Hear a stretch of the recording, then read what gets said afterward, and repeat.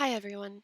Today I'm going to tell you why community corrections are an effective alternative to incarceration in the United States.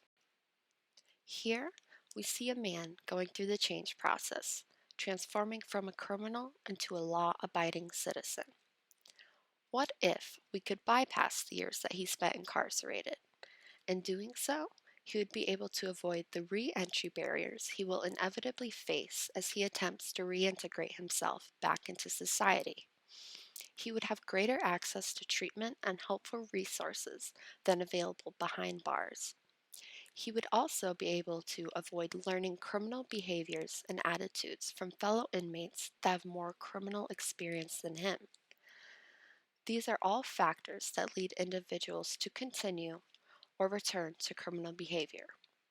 We, as a society, could also save ourselves many tax dollars, as jails and prisons are extremely expensive to operate. What are community corrections?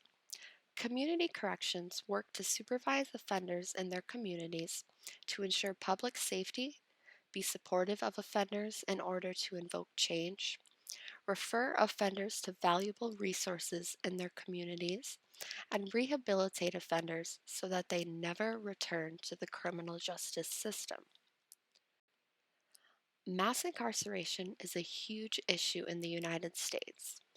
Sociologist Bruce Western explains the history of mass incarceration and why we need an alternative. Mass incarceration means that we've got a very high rate of incarceration historically, comparatively. And the other thing is the rate of incarceration is so high, so socially concentrated, that we're no longer incarcerating the individual, but we're incarcerating whole social groups. The rate of incarceration now is 5 times higher than it was historically. Historically, it was 100 per 100,000. Now it's about 500 per 100,000. If you look at prison, if we add jail to that, it's about 700 per 100,000. Nowhere in the world incarcerates as much as we do. We've seen extremely high rates of exposure to the criminal justice system. For African American men, very low levels of schooling. There's about 1.2 million African American children with a parent who's incarcerated. That's about 1 in 9. The research shows that kids who experience parental incarceration have diminished school achievement, they have behavioural problems, depressive symptoms, acting out. And there's also evidence that kinds of negative effects associated with parental incarceration are concentrated more among boys than among girls.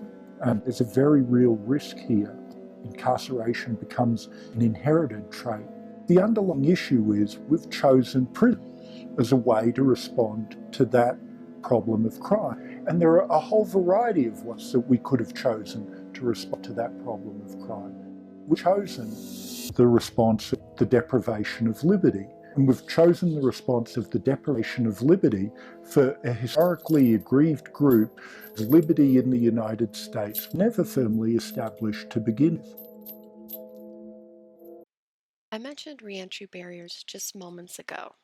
These barriers include the criminal label, which tends to change everyone's view of an individual as a person. So this can affect personal relationships, leading to a decrease in one's support systems. This label also tends to hold offenders back from accessing employment, housing, and educational opportunities, which are all tied to reducing recidivism.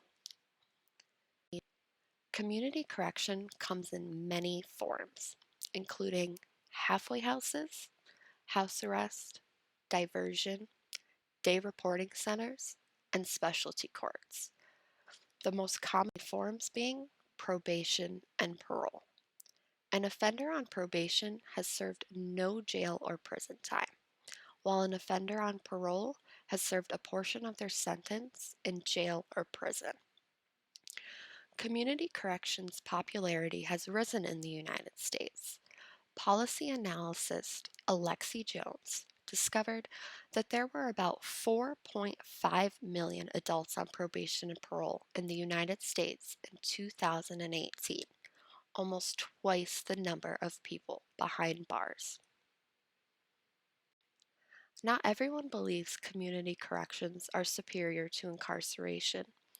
Those against the idea of using community corrections as an alternative believe community correction practices are too lenient with the belief that criminals deserve to be punished. Critics also say that revocations of probation and parole send the same people to prison anyway. Lastly, critics believe community corrections are a detriment to public safety.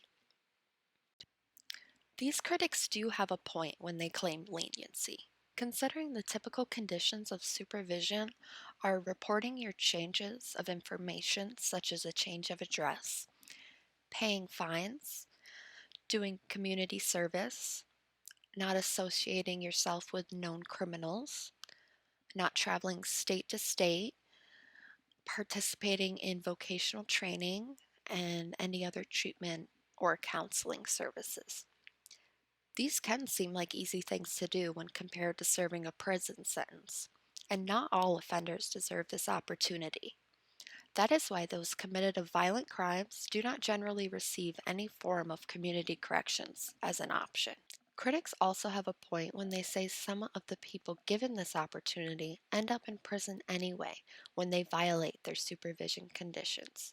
Sociology professor Michelle Phelps found that in 2013, incarceration rates actually went up as the use of community correction efforts increased.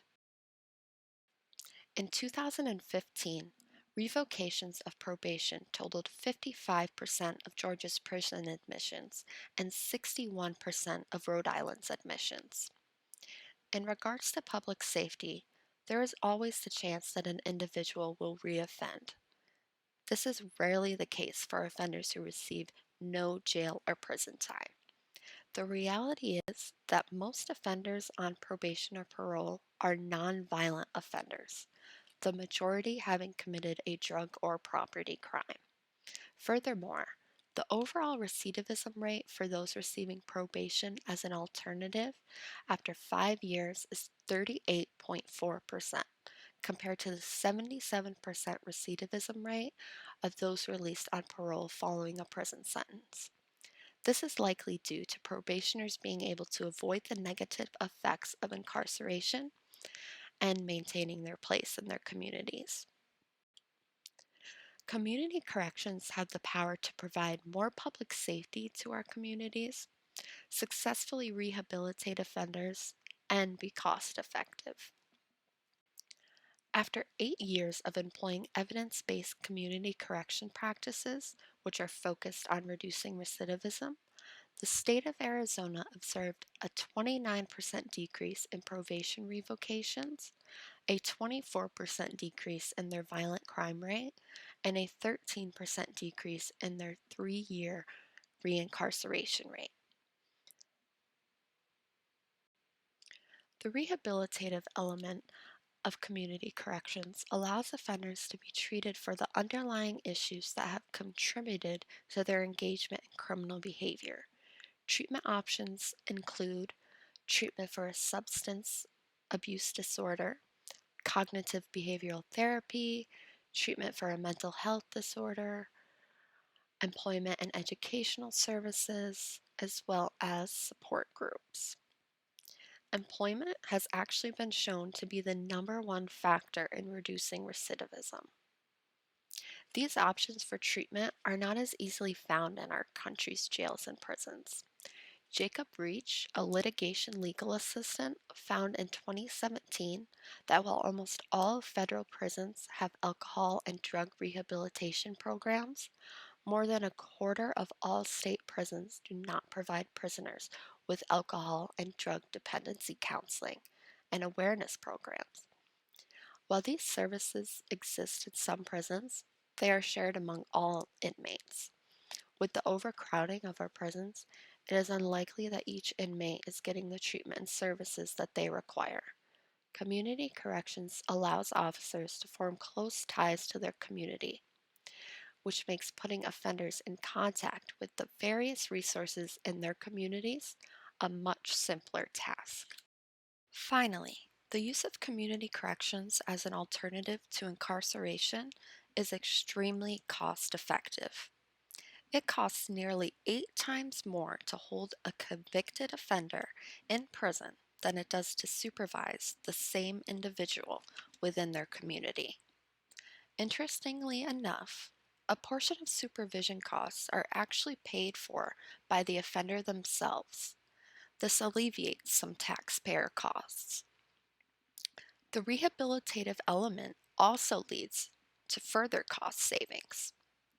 The National Institute on Drug Abuse reports that every dollar invested in addiction treatment yields a return of between $4 and $7 in reduced drug-related crime, criminal justice costs, and theft. This is significant because it has been found that about half of all prison inmates have a substance use disorder. As critics have pointed out, there are instances where community corrections lead to prison overcrowding and innocent lives lost. This has led to the creation of evidence-based practices, which I previously mentioned when discussing Arizona's effective use of community corrections practices. The use of risk assessments allows officials to determine who is high risk and who is low risk in order to focus most of our resources on high risk offenders. High risk doesn't mean dangerous. It simply means these offenders are more likely to reoffend than others based on certain criminogenic factors, such as unemployment or low education level. Another procedure coming out of evidence-based practices is the use of graduated sanctions when an offender fails to comply with the conditions of their supervision term. Here is a chart showing the typical graduated sanctions for juveniles under community supervision, but it is very similar for adults. Graduated sanctions tend to increase the level of supervision of an offender, such as placing an offender on GPS monitoring when they miss an appointment with their probation officer. This keeps probation and parole revocations from overcrowding prisons with people that don't need to be there. Research has proved that graduated sanctions have the ability to increase offender compliance while under supervision and reduce revocation rates.